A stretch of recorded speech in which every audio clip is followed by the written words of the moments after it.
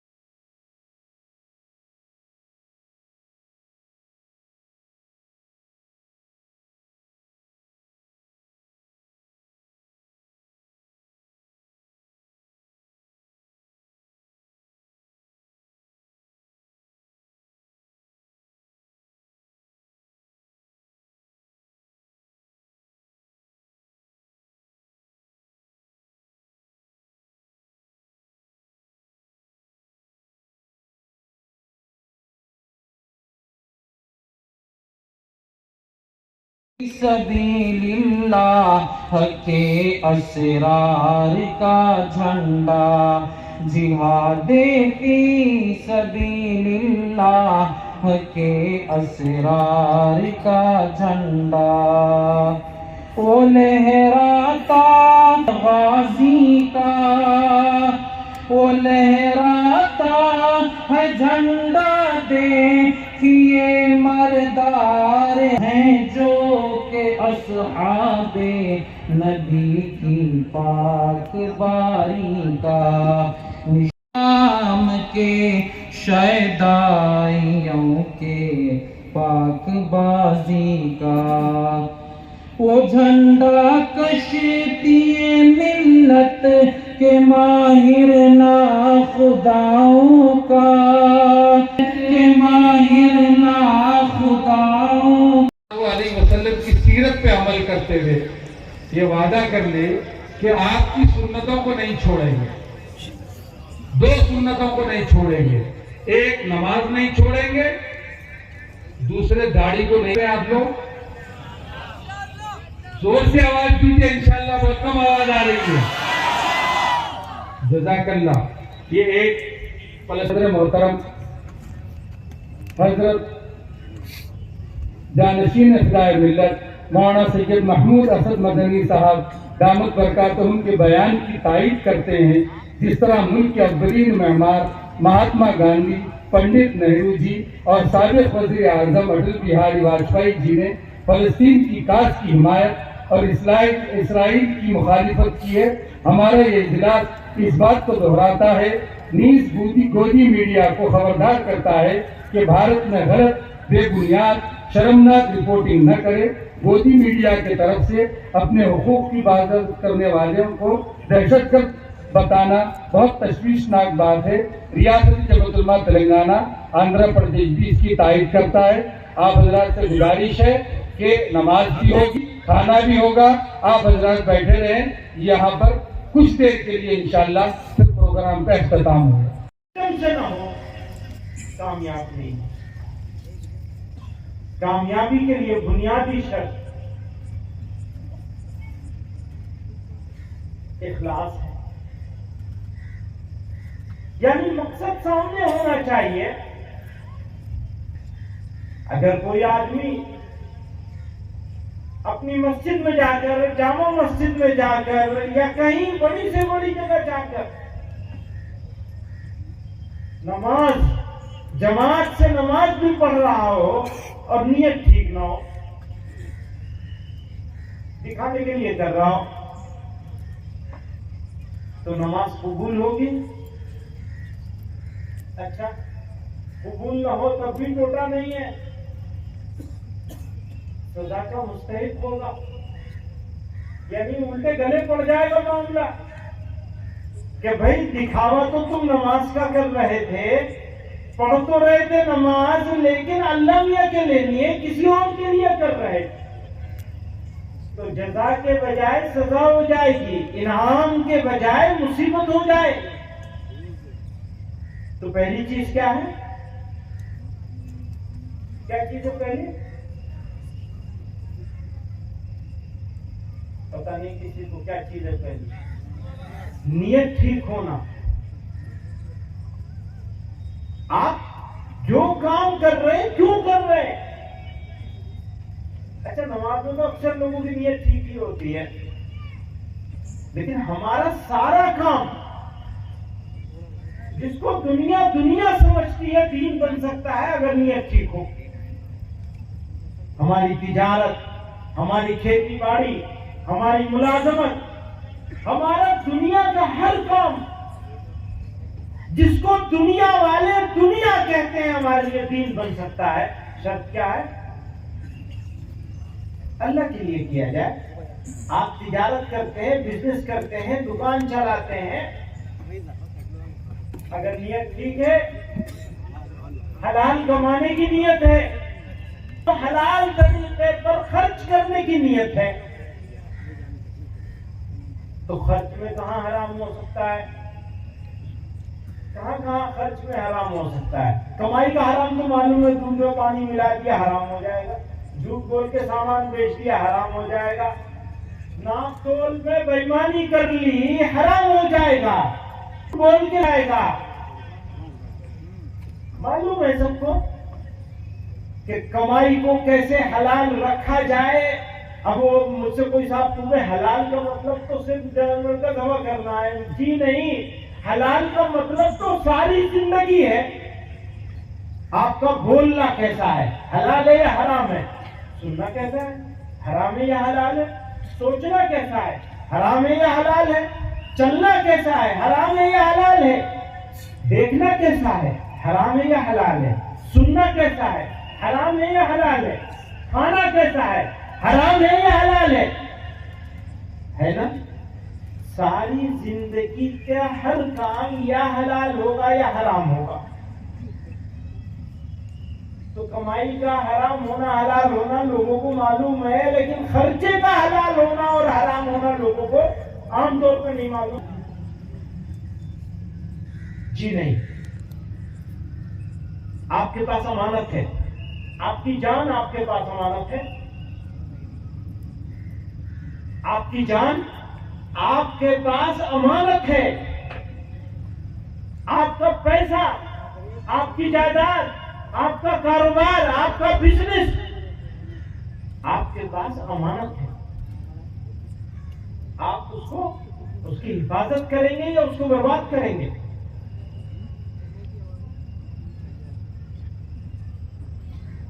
Economy, माशियात बनाने के लिए बुनियादी शराइत में से दो शर्तें हैं। अपनी इक्तिसादियात को, अपनी इकोनॉमी को बेहतर बनाने के लिए मेहनत करना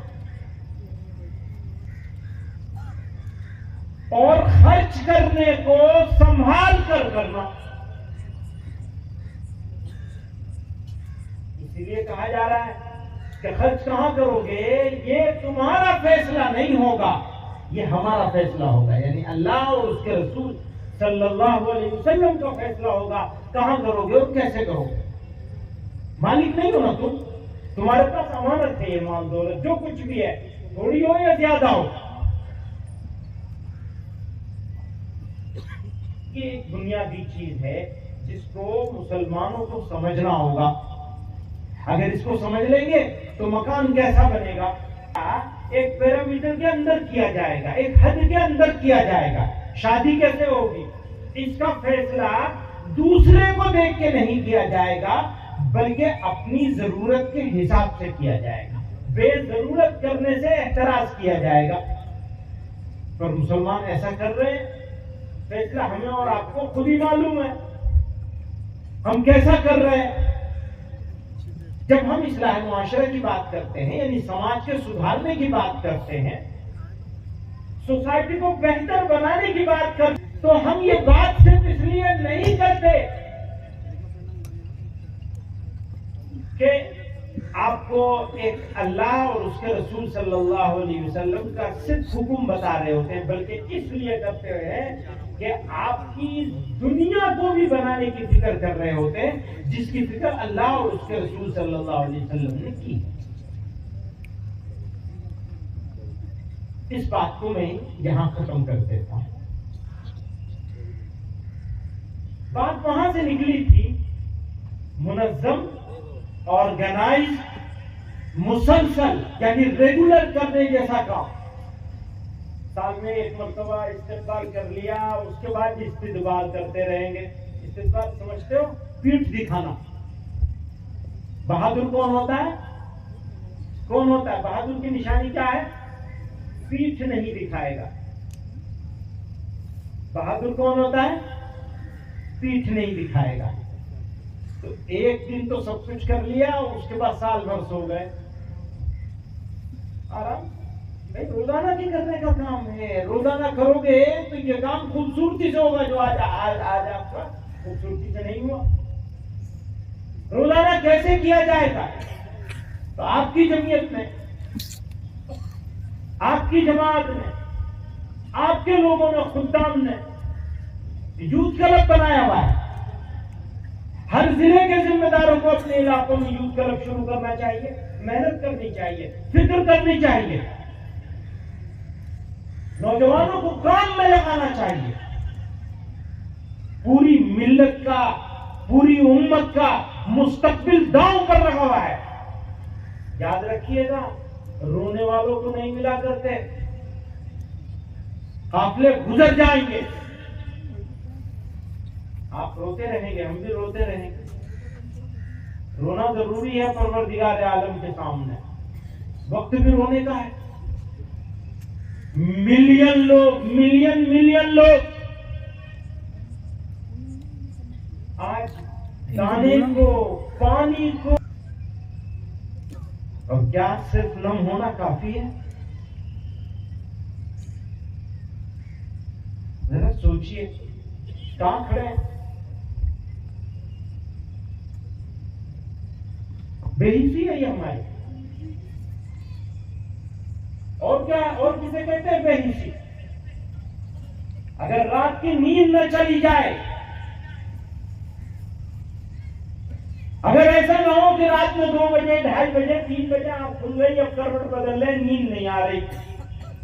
जंगे बलखान का वाकया हुआ था तो हमारे हज़रत शेखुल हिंद रहमतुल्लाह अलैह ने सुबह ये फरमाया था अपने शागिर्दों से कि मैं सुना करता था, कहावत मशहूर है कि बिस्तर में कांटे उगाए। आज मुझे पता चला कि बिस्तर में कांटे कैसे उगते हैं। क्या हमारे बिस्तरों में भी कांटे आए? आए तो बहुत अच्छा, नहीं आए तो हमें मुहासबा करना पड़ेगा।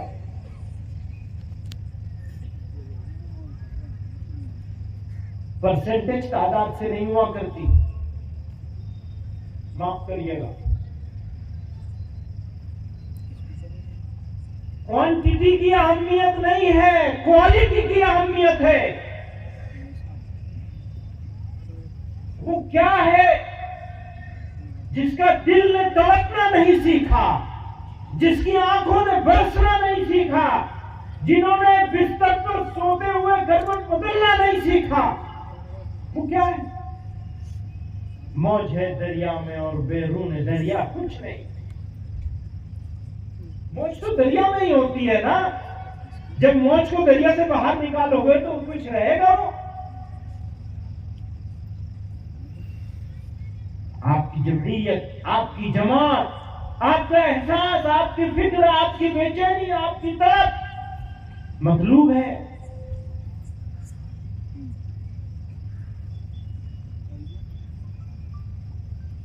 कुछ अहले इश्क ने एक कारवां अपना बनाया, कुछ अहले इश्क ने एक कारवां अपना बनाया है। वही पहुंचेंगे मंजिल तक जो उनके साथ होंगे, वही पहुंचेंगे मंजिल तक जो उनके साथ हो गए।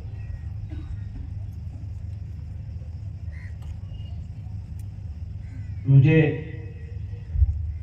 एक साहब की बात बहुत पसंद आई। कहने लगे दुनिया के कौमें जब अपना आधा काम निपटा चुकी होती हैं तो मुसलमानों की सुबह होती है। शायद जहीराबाद में ऐसा नहीं होगा। हमारे जवान सब टाइम पे उठ जाते होंगे, टाइम पे सो जाते होंगे। अच्छा इलाका है, अच्छे लोग हैं, यहाँ बैठा हुआ मजमा तो कम से कम ऐसा नहीं होगा। अगर ऐसा है तो बदलना पड़ेगा। अगर हमने बदला, अपने आप को नहीं बदला, तो जमाने को कैसे बदलेंगे? कैसे सामने वाले के दिल को बदलेंगे? अपने आप को बदलना पड़ेगा पहले। हम अपने आप को बदल लेंगे, अल्लाह ताला जमाने को बदल देंगे।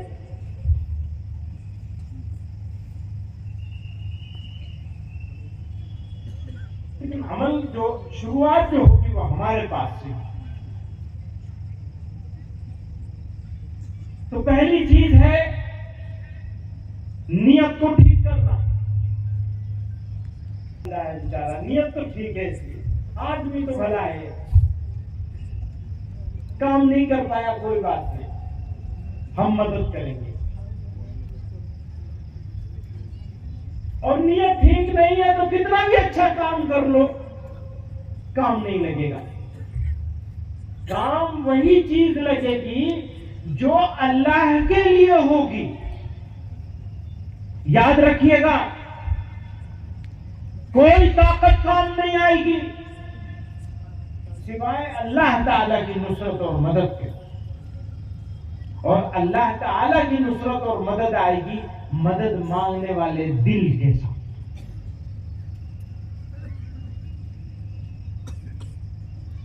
हम बदलेंगे, जमाना बदल जाएगा। अपने दिल को ठीक जगह पे ले आना है, मेहनत दिल पे करनी है।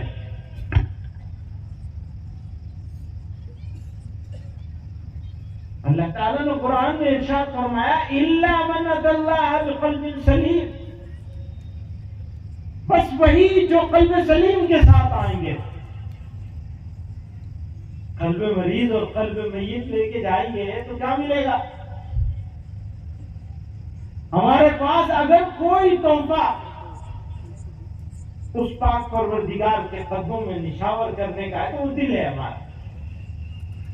कल्ब सलीम होना चाहिए, ऐसा दिल होना चाहिए जैसा दिल अल्लाह ताला चाहते हैं अपने बंदों का।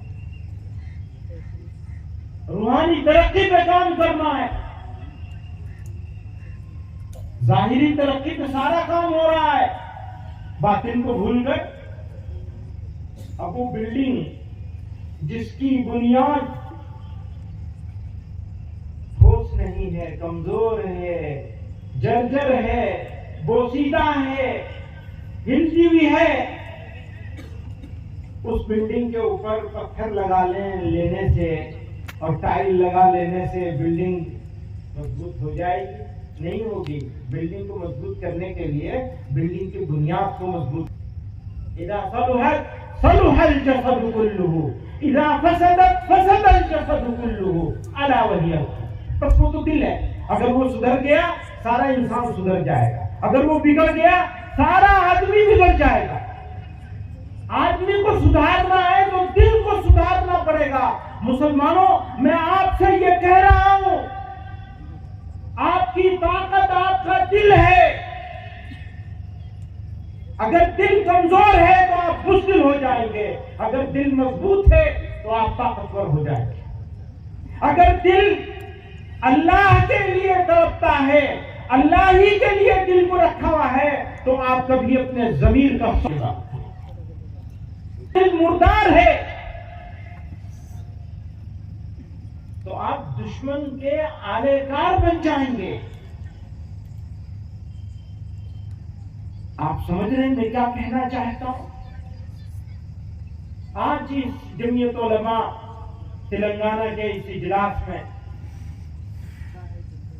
आपसे ये गुजारिश करना चाहता हूं कि आप अपने अंदर ताकत पैदा कीजिए। पर्चियों से अपने आप को बचा लीजिए, फजूल रस्मों से बचा लीजिए, अपने दिल को सही जगह ले आइए। अगर आपका दिल मजबूत होगा, आपका इरादे मजबूत होंगे, आपके इरादे मजबूत होंगे, आपकी मंजिल आपसे दूर नहीं होगी।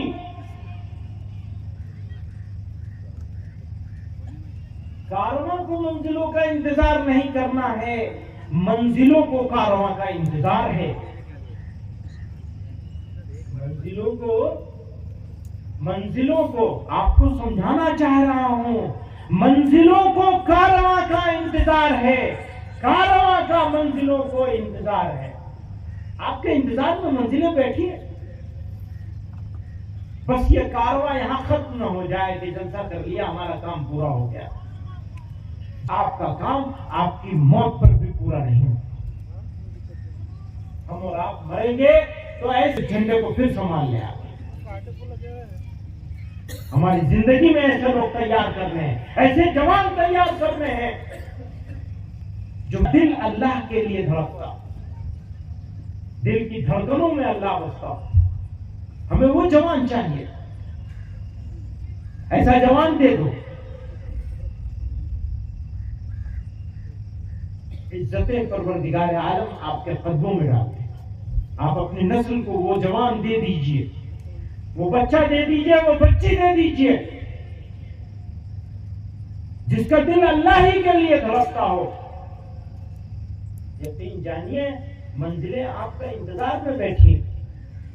कहां है, कहां ढूंढ रहे हैं, कहां तलाश रहे हैं? चांद पर नहीं मिलेगा, वो सूरज पर नहीं मिलेगा। अंदर झांकिए, आपके अंदर है वो मौजूद, वो करेज, वो हिम्मत, वो ताकत, वो जोश, वो वलवला आपके दिल में मौजूद है। इसके जंग को दूर कर दीजिए, वरना भिखारियों को तो भीख ही मिला करती है, भिखारियों को भीख ही मिला। मैं फलस्तीन का तस्करा कर रहा हूं। मैं अपनी हुकूमत से कहना चाहता हूं, इख्तिदार में बैठे हुए लोगों से कहना चाहता हूं कि अगर आप में हिम्मत है, उसके शुरुआत के जुल्म के खिलाफ बोलने की, जिसको आप जुल्म बताते हैं, तो आप अपने अंदर आज बच्चों के कत्ल पर खामोशी इख्तियार करने के बजाय उस जुल्म पर कम से कम आप बोलें। छोटे और निहत्ते बच्चों को मारा जा रहा है, औरतों को मारा जा रहा है, कत्ल किया जा रहा है, और एक दिन से नहीं, पिछले 80 सालों से हो रहा है।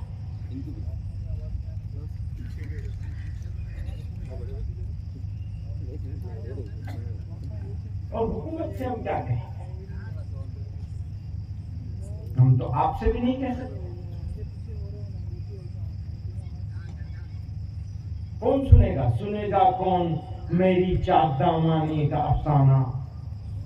सुनेगा कौन मेरी चाक दामानी का अफसाना? यहाँ सब अपने अपने पैरहन की बात करते हैं। कौन सुनेगा?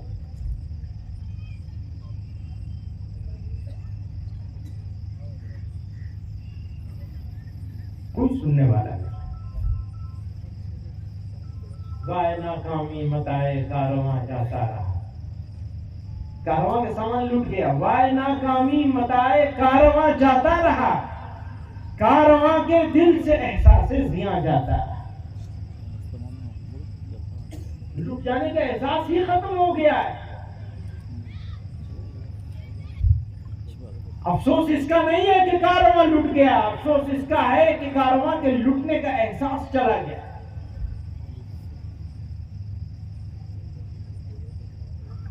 अभी एक तजवीज आई कि नफरत अंगेज मजालिम के खिलाफ, जो नफरत की बुनियाद पर जुल्म किए जाते हैं, इस्लामोफोबिया जिसे कहते हैं, खास टारगेट करके एक कम्युनिटी को निशाना बनाया जाता है, टारगेट किया जाता है मुतय्यन करके, उसके मजहब की वजह से।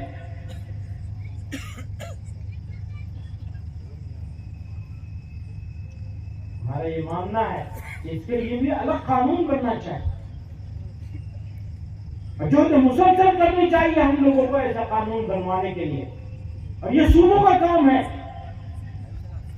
आज की तारीख में, अगला वादा नहीं, आज की तारीख में इस्लामोफोबिया के लिए, नफरत के खिलाफ कानून बनाने के लिए सुप्रीम कोर्ट ने कहा कि नफरत की बुनियाद पर जो जराइम है उनको रोका जाए और उनके लिए कानून बनाया जाए। मैं सारी रियासती हुकूमतों से कहता हूं, कानून बनाए, फौरन बनाए। अगर असेंबली नहीं चल रही हो तो असेंबली का स्पेशल सेशन बुलाए। यहां तो खैर ऐलान हो चुका, ऐलान हो गया ना सारे, लेकिन और बहुत सारी रियासतें हैं जहां भी ऐलान नहीं हुआ है, जहां नहीं हुआ वहां बनाया जाए।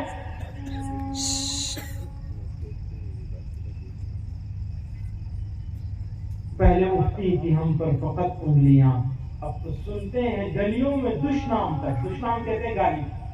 पहले सिर्फ उंगली उठती थी, तो गालियां दी जा रही हैं जगह जगह। अभी कल परसों भी किसी टीचर ने अपनी दरगाह में मुसलमानों को गालियां दी।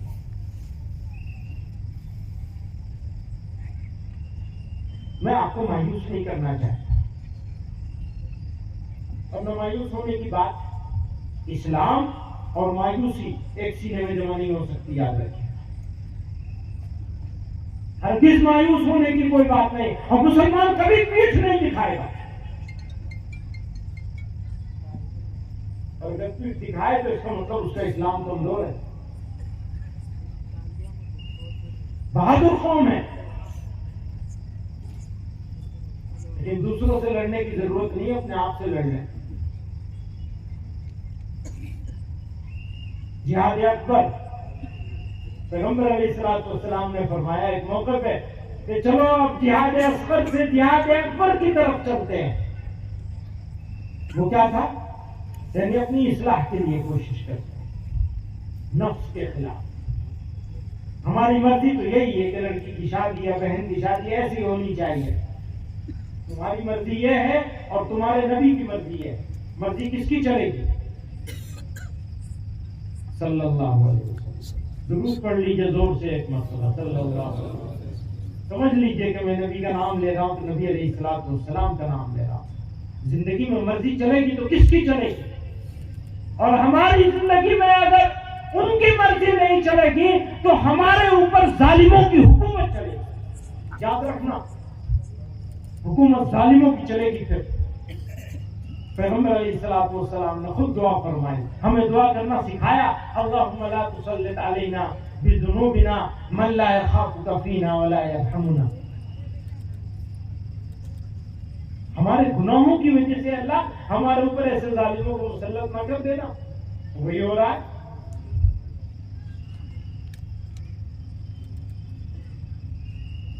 बहुत लंबी बात हो गई, मेरा वक्त भी पूरा हो गया है, 3 मिनट ज्यादा हो गया। मुझे 9 बजे खत्म करना। मुझे नहीं मालूम कि मैं अपनी बात आप तक पहुंचा पाया। काश मैं अपनी बात आप तक पहुंचा सकूं। काश वो दिल का दर्द आप भी महसूस कर सकें। काश आधी रात में आपकी आंख खुलने लगे। ऐसा हो जाए तो मजा आ जाए। बेचैनी, इस्तराब, बेफिक्री की जिंदगी छोड़ दीजिए। ये जो बेफिक्री है ना, बस ये सबसे बड़ा दुश्मन है। अल्लाह ताला हमें फिक्रमंद मुसलमान बना, बेफिक्री की जिंदगी से बाहर निकाल दे। हमारे जवानों को वो बाल ऊपर दे दे जिससे वो उड़ना सीखे। वो दर्दमंद दिल दे दे जो किसी की भी तकलीफ पर तड़पने लगे। किसी की, सिर्फ मुसलमान की नहीं, किसी की भी तकलीफ पर दिल में तड़प, सोजिश हो, बेचैनी हो, वो जज्बा हो जो कुर्बान होने का दिल में वो चीज हो कि कुर्बान होने का जज्बा पैदा हो जाए। कुर्बानी देने का जज्बा है, एक दिन से काम नहीं चलेगा। सुबह शाम हर घड़ी हर लम्हा आपकी जरूरत है। इस कौम को, इस मिल्लत को, इस मुल्क को, इस दुनिया इंसानियत को याद रखिए। आज जैसा क्राइसिस इंसानियत के सामने कभी नहीं था जैसा आज है। और इंसानियत को क्राइसिस से निकालने की जिम्मेदारी किसकी है? किसकी है जिम्मेदारी? कौन खैर उम्मत है? हमारी जिम्मेदारी है, आपकी जिम्मेदारी है, आपकी रिस्पॉन्सिबिलिटी है। जमाना टिकटिकी बांधकर आपकी तरफ देख रहा है।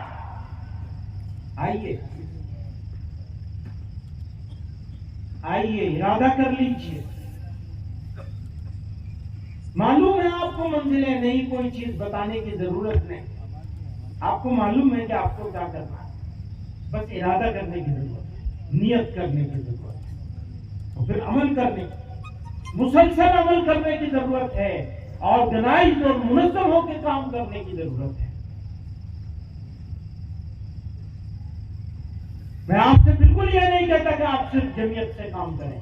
जहां जिसका सही लगे उसको ठीक जगह पर आदमी को पहचान कर अपनी नियत ठीक करके काम करने की कोशिश करें। जो काम एक पकड़ ले उसको मजबूती से ऑर्गेनाइज करके मुसलसल करते रहे। अल्लाह ताला हमें और आपको सबको सही तरह से काम करने की तौफीक अता फरमाए। और हमें इम्तिहान, हम कमजोर लोग अल्लाह ताला से यही मांग सकते हैं कि अल्लाह आप हमारा इम्तिहान मत लीजिए। हम कमजोर, बेदस्तुपा, बस अल्लाह हमारे दिल को आप बदल दीजिए।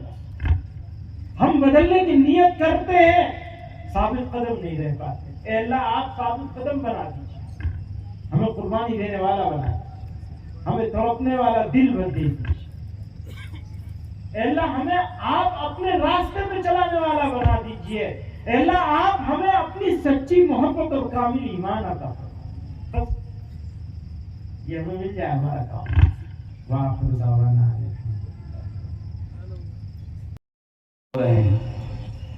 दूसरी खुशखबरी हमारे लिए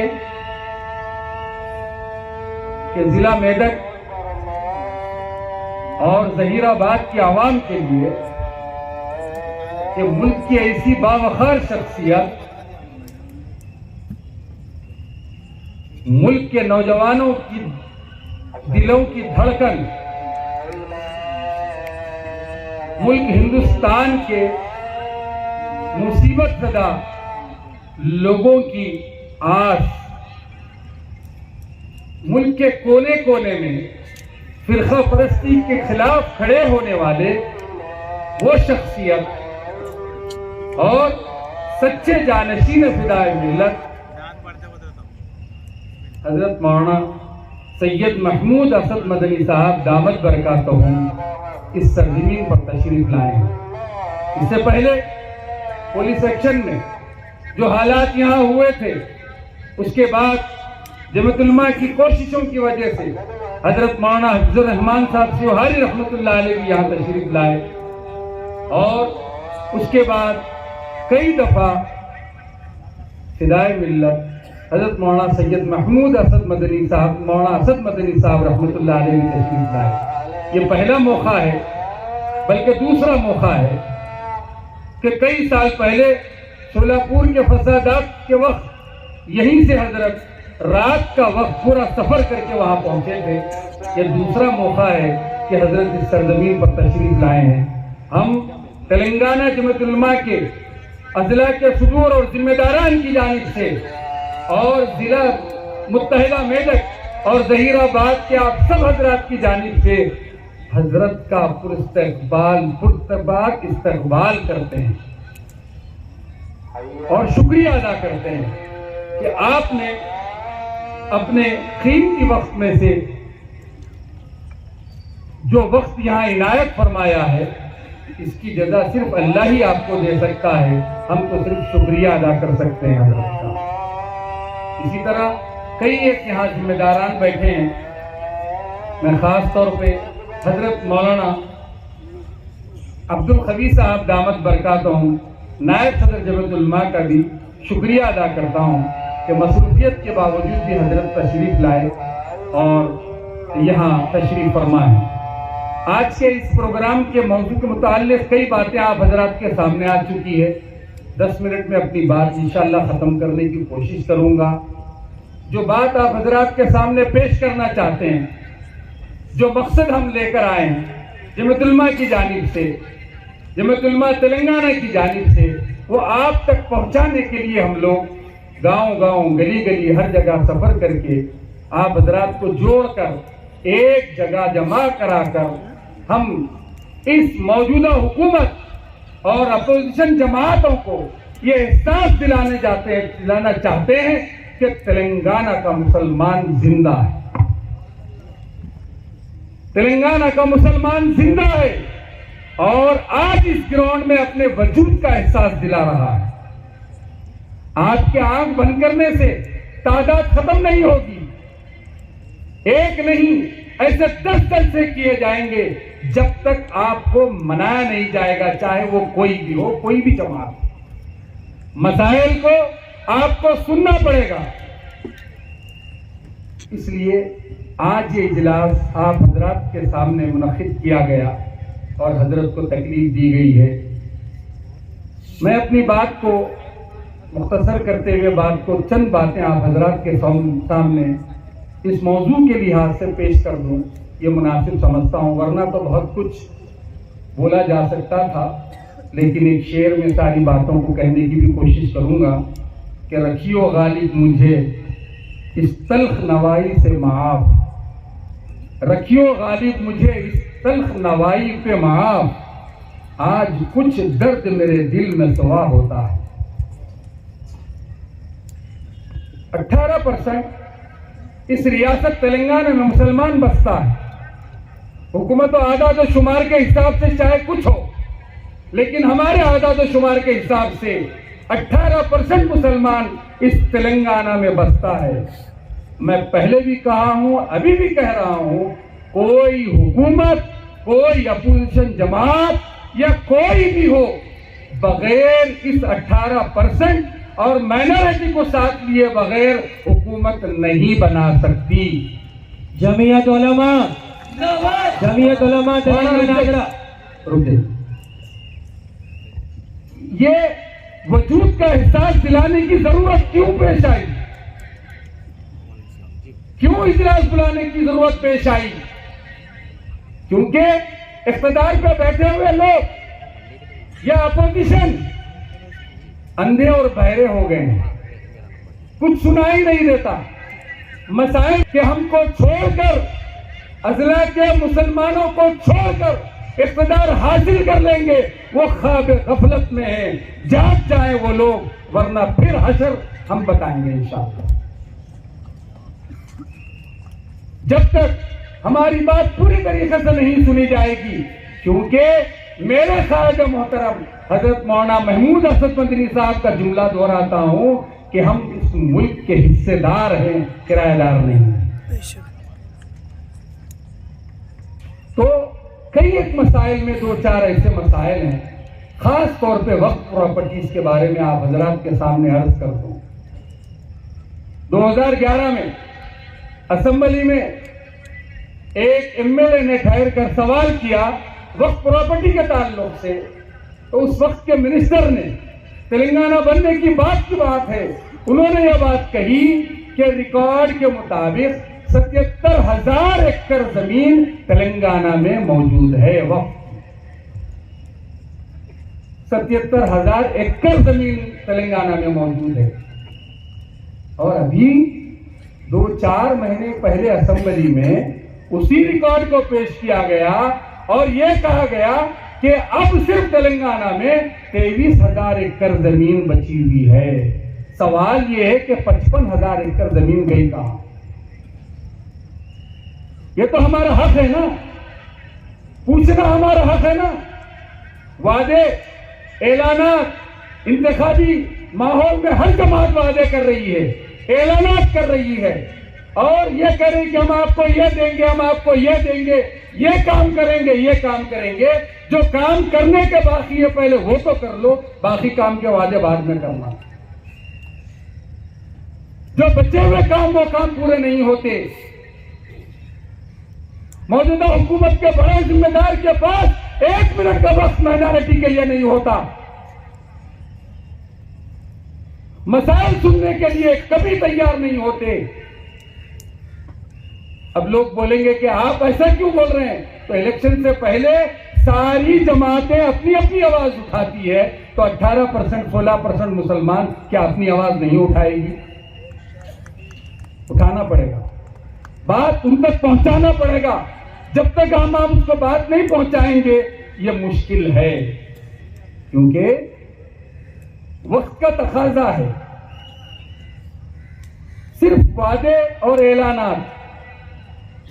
किसी शायर ने कहा, बड़ा खूब कहा, उनके वादे भी गलत, उनकी वफादारी भी गलत। उनके वादे भी गलत, उनकी वफादारी भी गलत।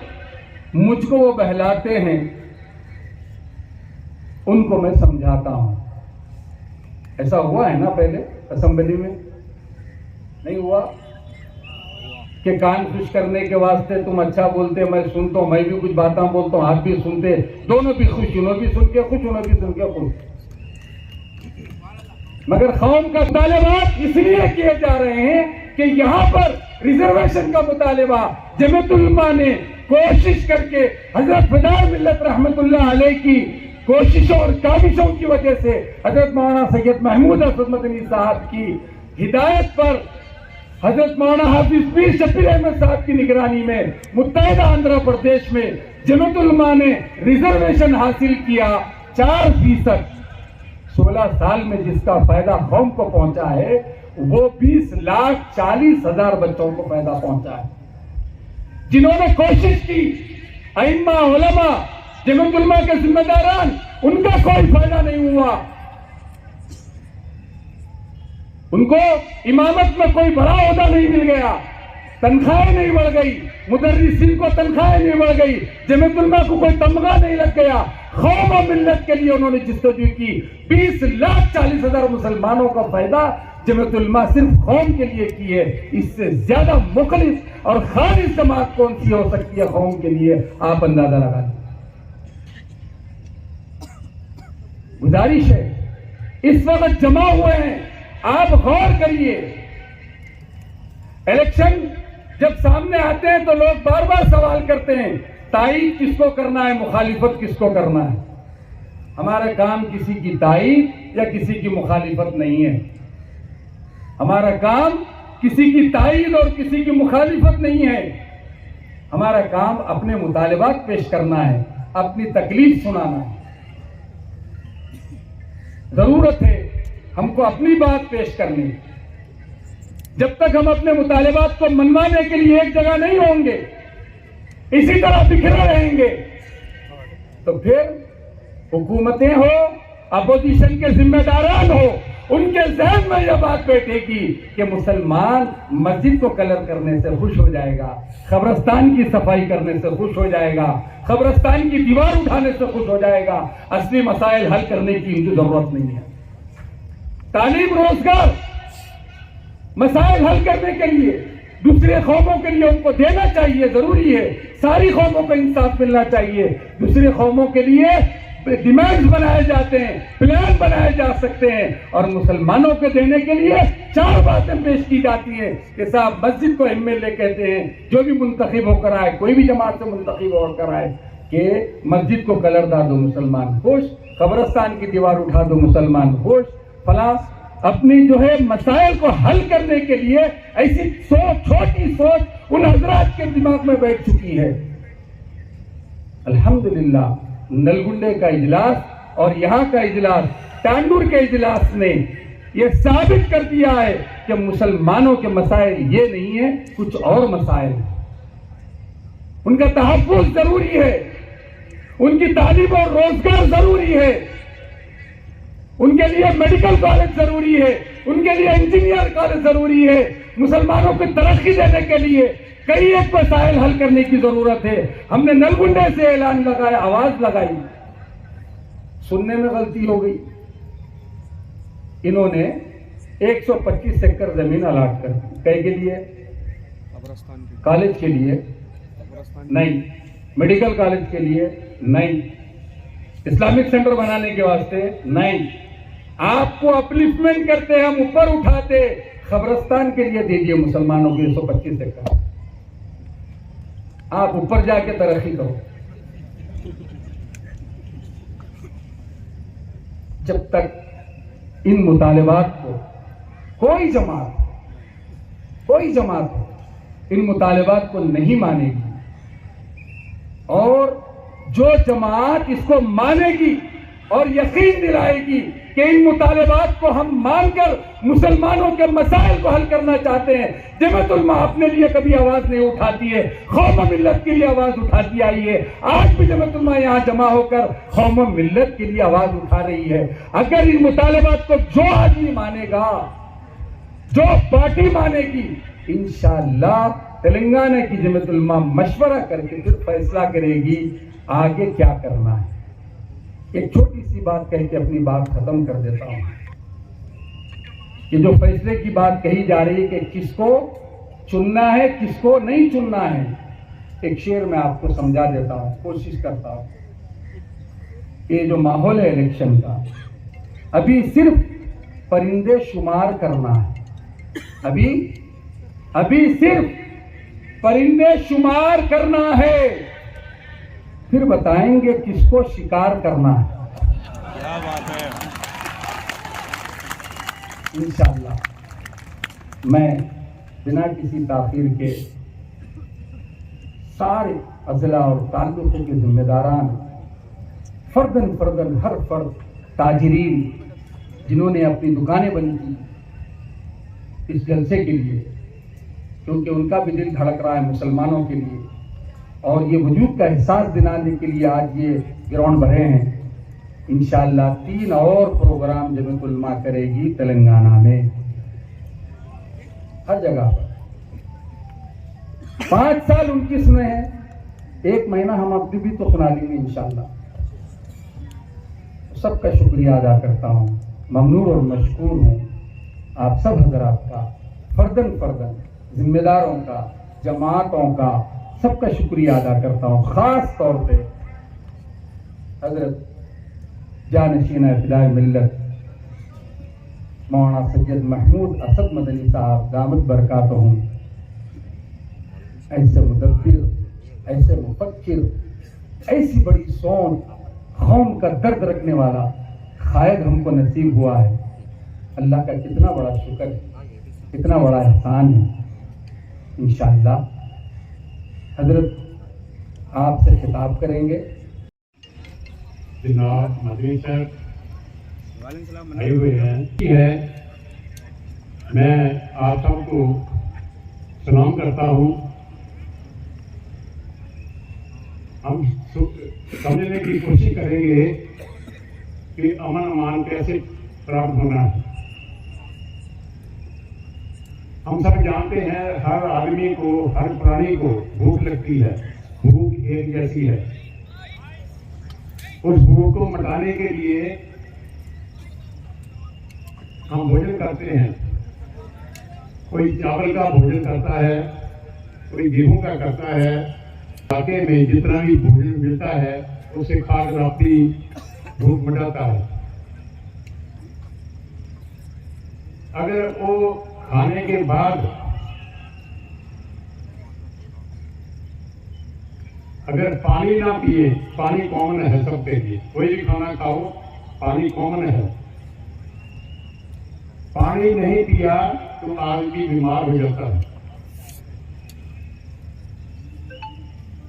तो बोलते हैं कि आपके अंदर पानी नहीं है, ग्लूकोज निकलता है और पानी की कमी पूरी करता है। ऐसे ही हमारे जो भक्ति है, हम सब भक्ति करते हैं। कोई कीर्तन करके भक्ति अपनी करता है, कोई पूजा करके करता है, कोई नमाज पढ़ के करता है। खुदा सबका एक है, उसको पाने के लिए हमारे अलग अलग तरीके हैं। अगर हम केवल भक्ति करते जाएं, उस भक्ति में प्रेम रूपी पानी नहीं है, जाएगा। इससे क्या होगा, हमारे अंदर झगड़ा पैदा हो जाएगा। उस झगड़े का कारण कि हमारे अंदर प्रेम रूपी पानी नहीं हमने पिया। इसलिए हर मजहब का जो अवतार है वो सबसे पहले ये उपदेश देता है कि प्रेम करना बहुत जरूरी है।